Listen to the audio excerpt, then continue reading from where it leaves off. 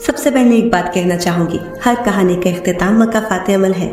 ازل سے ہے مکافات عمل کا سلسلہ قائم، رلایا جس نے اوروں کو وہ خود بھی چشم تر ہوگا۔ جو رشتے تمہیں تکلیف دے ان سے دوری اختیار کر لو، وہ خود لوٹ کے آئیں گے، مگر اس وقت جب تمہارے دل سے اتر چکے ہوں گے، کیونکہ وہ تمہاری قدر سے نہیں پچھتاوے سے لوٹتے ہیں۔ جس کی دی ہوئی تکلیف سے تم آج رو رہے ہو، وہ کل تمہارے پچھتاوے میں روئے گا۔ اپنی طرف ہر آنے والی مصیبت کو آزمائش نہ سمجھو، وہ تمہارا مکافات عمل بھی ہو سکتا ہے۔ جن کے دل میں مکافات عمل کا خوف ہو، وہ کسی کے ساتھ برا کرنے سے پہلے کئی بار سوچتے ہیں، اور یہی ڈر پھر انہیں اس برائی سے روک لیتا ہے۔ مکافات عمل دستک نہیں دیتی، اور نہ ہی اسے کسی در کے کھلنے کا انتظار رہتا ہے۔ یہ تو جہاں جاتی ہے اپنے لیے دروازے کھول لیتی ہے۔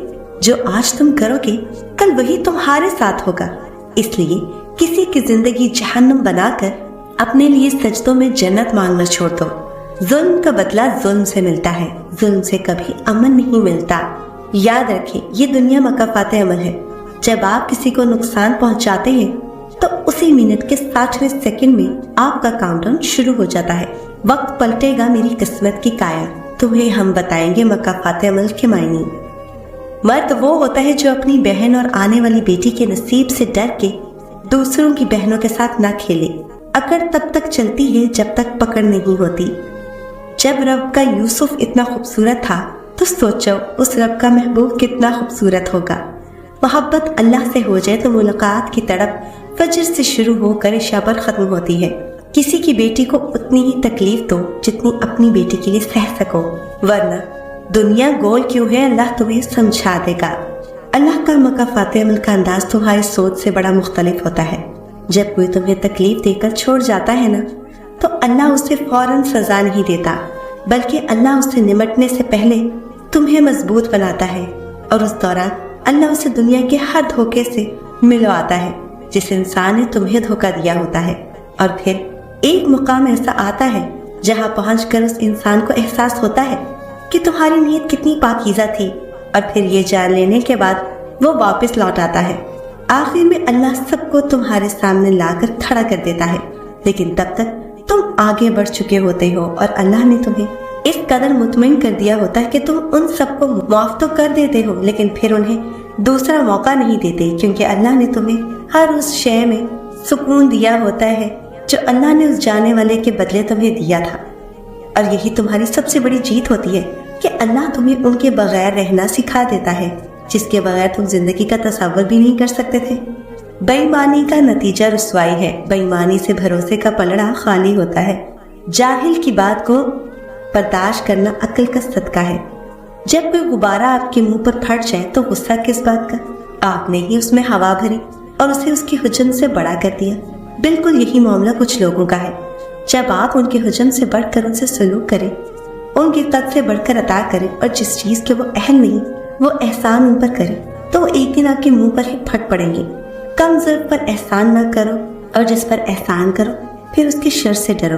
امام شافعی فرماتے ہیں، قرآن پاک میں ایک ایسی آیت بھی ہے جو ظالم کے دل میں تیر اور مظلوم کے دل پر رکھا ہوا مرہم ہے۔ سننے والوں نے پوچھا وہ کون سی ہے، تو فرمایا ظالموں کو ان کے ظلم کا بدلہ ضرور ملے گا۔ دھوکہ دے کر کوئی نہیں بچتا، نسلوں کو تباہ کر دیتی ہے۔ عورت مرد کو خالی ہاتھ نہیں جانے دیتی، وہ بھی اس کی بیٹی کے لیے تحفہ دے دیتی ہے، یعنی اپنے چہرے کی زردی خاموشی، اذیت، درد کر اور نہ مانگے، تاکہ مرد جان سکے عورت کیا ہوتی ہے۔ اور جب مرد عورت کو بیٹی کے روپ میں جان لیتا ہے تب وہ خوفزدہ ہو جاتا ہے، کیونکہ اسے کبھی رب کی بات اور کبھی وہ عورت یاد آ جاتی ہے کہ دنیا میں ہر چیز مکافات عمل ہے۔ کچھ لوگ اللہ کو اس لیے تلاش کرتے ہیں کہ اللہ ان کے بگڑے کام سنوارنے والا ہے، اور اہل دل حضرات تقرب مانگتے ہیں کہ ان کو قرار ملے، تسکین حاصل ہو، اطمینان نصیب ہو۔ خوف کی عبادت اور ہے اور سجدہ شوق اور۔ انصاف کرو، ورنہ یاد رکھنا حضرت صالح کی اونٹنی کے قاتل صرف 4 لوگ تھے، مگر غرق پوری قوم ہو گئی کیونکہ باقیوں کا جرم خاموش رہنا تھا۔ کسی کو اذیت دینے کے بعد اس کے صبر اور خاموشی سے ڈرو۔ مکافات عمل کی چکی چلتی بہت آہستہ ہے مگر پیستی بہت باریک ہے۔ ہر عمل کا رد عمل ہوتا ہے، لیکن ہم لوگ معصوم بن کر رد عمل بتا بتا کر ہمدردیاں سمیٹتے ہیں، کیونکہ عمل بتانے سے اپنا مکروہ چہرہ سامنے آتا ہے۔ حسد کرنے والا محرومی کا مستحق ہے۔ حسد کرنے سے اپنی ترقی کی راہیں بند ہو جاتی ہیں۔ गीबत करना कमज़ोर आदमी की आखिरी कोशिश होती है। जो ज़्यादती ये सोचकर की जाती है कि कोई मेरा क्या बिगाड़ लेगा, तो फिर ऐसे मामलात रब के दरबार में बड़ी जल्दी पहुंच जाते हैं। अब इल्तिजा नहीं करनी, अब मकाफ़ात अमल का इंतज़ार है। हज़रत अली रज़ी अल्लाह तआला अन्हु फरमाते हैं, अक्लमंद वो है जो अपनी ज़ुबान को गीबत से बचाए, और मोमिन वो जिसका दिल शक से पाक हो। हज़रत अली रज़ी अल्लाह तआला अन्हु ने फरमाया, माफ़ करना सबसे ज़्यादा उसे ज़ेब देता है जो सज़ा देने पर कादिर हो। तेरा नफ्स तुझसे वही काम करवाएगा जिसके साथ तूने उसे मानूस बनाया है। अपनी बेटी की ज़रा सी तकलीफ पे तड़प उठने वाले न जाने किसी दूसरे की बेटी के लिए दिल में नफरत कैसे पाल लेते हैं, दिल आज़ारी वाले अल्फाज कैसे बोल लेते हैं। उसे मुनाफ़कत कहेंगी या खौफ खुदा से खाली दिल। किसी का हक खाकर इंसान दुनिया में तो खुश रह सकता है, लेकिन रोज़े महशर वही उसके गले का तोक होगा। जो इंसान हद से ज़्यादा प्यार कर सकता है, वही इंसान हद से ज़्यादा नफरत भी कर सकता है। क्योंकि शीशा कितना भी खूबसूरत हो, मगर टूटने के बाद खंजर बन जाता है। जो आपसे मोहब्बत की सफाई और सबूत मांगे तो उसे वहीं पर छोड़ दो, क्योंकि जिसको यकीन हो वो सबूत नहीं मांगता, और जिसको शक हो वो सबूत पर सबूत मांगता रहेगा। और शक एक ऐसा रोग है जिसका कोई इलाज नहीं।